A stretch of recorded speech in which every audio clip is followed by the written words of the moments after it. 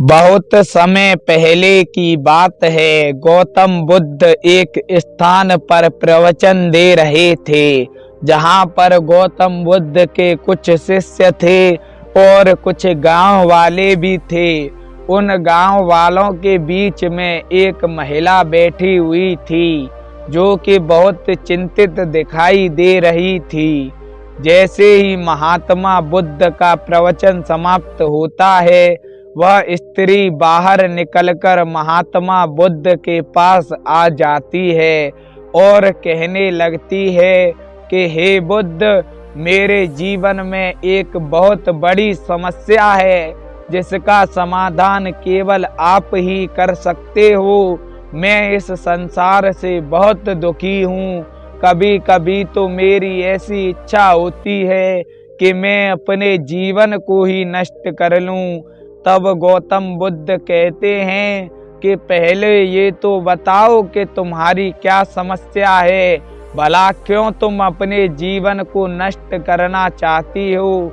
तब वह महिला कहती है कि हे बुद्ध, मेरा रंग काला है, जिस कारण समाज मेरा तिरस्कार किया करता है। कोई भी व्यक्ति मुझसे ढंग से बात नहीं करता।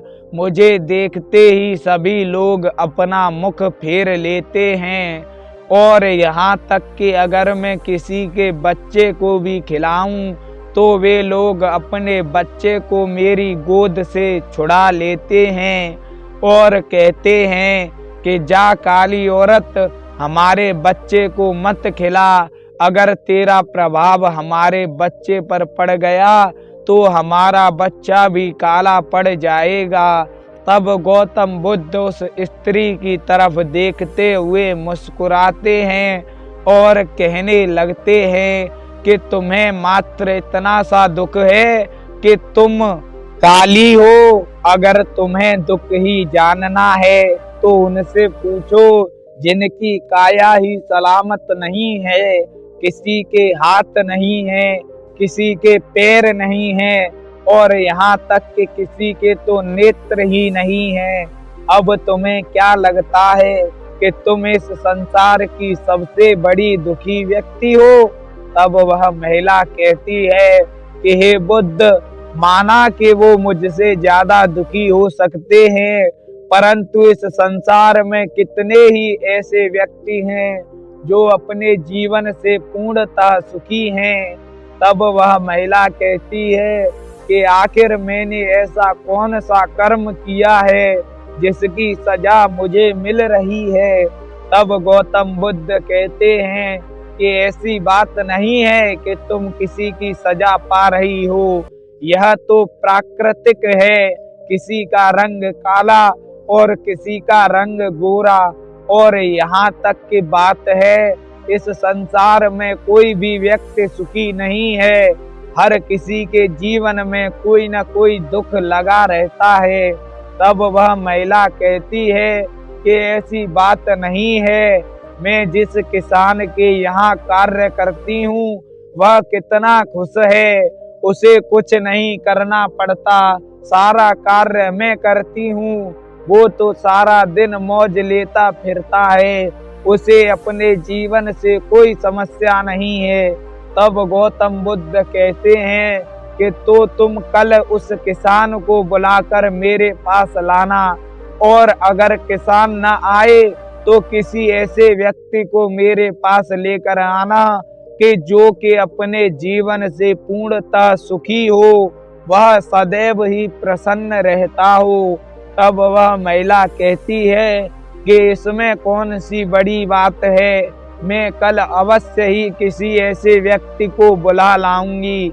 ऐसा कहकर वह महिला वहां से चली जाती है और किसान के घर जाकर किसान से कहने लगती है कि तुम्हें कल मेरे साथ चलना होगा। गौतम बुद्ध ने एक ऐसे व्यक्ति को बुलाया है जो कि अपने जीवन से पूर्णतः प्रसन्न हो। तब वह किसान कहने लगता है कि मैं कहाँ अपने जीवन से प्रसन्न हूँ, मुझे तो सारा दिन कार्य करना पड़ता है, खेतों में हल चलाना पड़ता है, अनाज उगाना पड़ता है, और फिर राजा के व्यापारी आते हैं और मेरा सारा अनाज लेकर चले जाते हैं।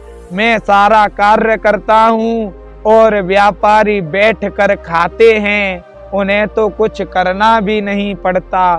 तब महिला के समझ में आता है कि अच्छा, तो व्यापारी ही इस संसार में सबसे सुखी हैं।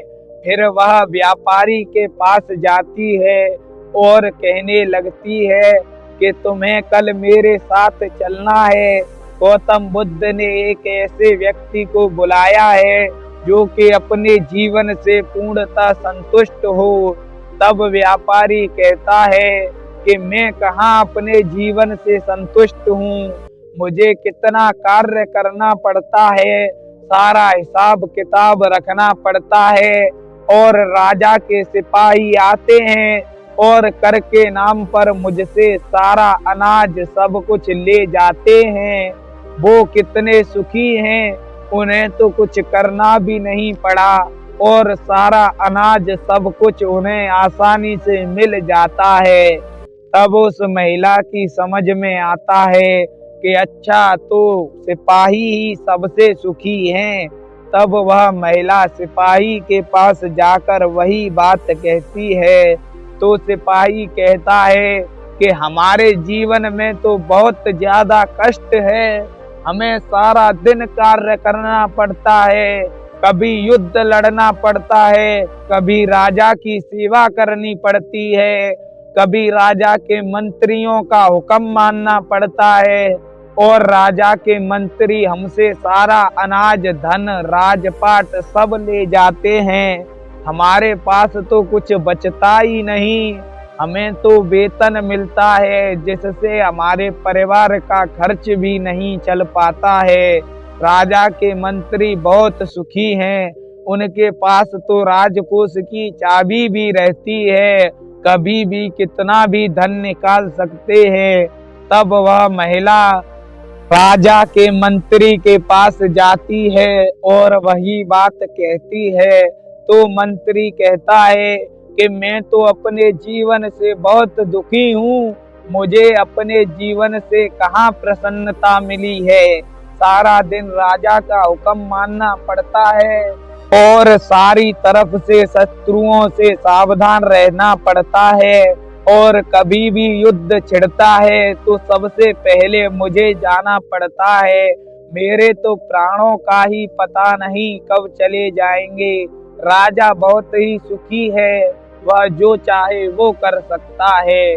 तब वह महिला राज दरबार में जाती है और राजा से कहने लगती है कि तुम्हें मेरे साथ कल बुद्ध के पास चलना है। बुद्ध ने एक ऐसे व्यक्ति को बुलाया है जो कि अपने जीवन से पूर्णतः संतुष्ट हो, प्रसन्न हो। तब उस महिला की बात सुनकर राजा कहने लगता है कि मैं कहाँ अपने जीवन से सुखी हूँ, मुझे तो हर वक्त प्राणों का भय रहता है। मेरे घर में ही मुझे मारने की साजिश बनाई जाती है और मुझे बहुत सारे सैनिकों के बीच में रहना पड़ता है। मैं तो अपनी मर्जी से कहीं अकेले घूमने भी नहीं जा सकता। मेरा जीवन तो बहुत ही कष्टप्रद है। उस राजा की ऐसी बातें सुनकर वह महिला दंग रह जाती है और दौड़ती हुई बुद्ध के पास जाती है। तब वह गौतम बुद्ध से कहती है कि हे बुद्ध, मुझे क्षमा करना, मैं ऐसे किसी भी व्यक्ति को नहीं ला सकी जो कि अपने जीवन से पूर्णतः संतुष्ट हो। तब गौतम बुद्ध कहते हैं कि जो व्यक्ति सांसारिक सुख सुविधाओं से लिप्त होगा वह कभी भी अपने जीवन से पूर्णतः संतुष्ट नहीं हो सकता। पूर्णतः संतुष्ट वही हो सकता है जो सांसारिक मोह माया से परे हो, उस पर सांसारिक मोह माया का कोई प्रभाव न पड़ता हो। वह व्यक्ति ही अपने जीवन में प्रसन्न रह सकता है। तब वह महिला कहती है कि हे बुद्ध, फिर जीवन में प्रसन्न रहने का कोई मार्ग भी तो होगा। तब गौतम बुद्ध कहते हैं कि मार्ग तो बड़ा सरल है, जो तुम्हारे पास है उसी में प्रसन्न रहो। ज्यादा अच्छा पाने की कल्पना में दुखी मत हो, और यदि तुम्हें कभी दुख महसूस भी हो तो उन व्यक्तियों के बारे में सोचो जिनके पास वह भी नहीं है जो कि आज तुम्हारे पास आसानी से है। जैसे कि तुम्हारी काया सलामत है तो तुम सोच सकती हो कि वो व्यक्ति कैसे अपना जीवन व्यतीत कर रहे होंगे जिनके पैर नहीं है, जिनके हाथ नहीं है। ऐसा सोच कर ही तुम प्रसन्न रह सकती हो। संसार में प्रसन्न रहने का यही एकमात्र उपाय है। ऐसा कहकर बुद्ध वहां से चले जाते हैं। तो गौतम बुद्ध की कहानी आपको कैसी लगी कमेंट करके जरूर बताएं।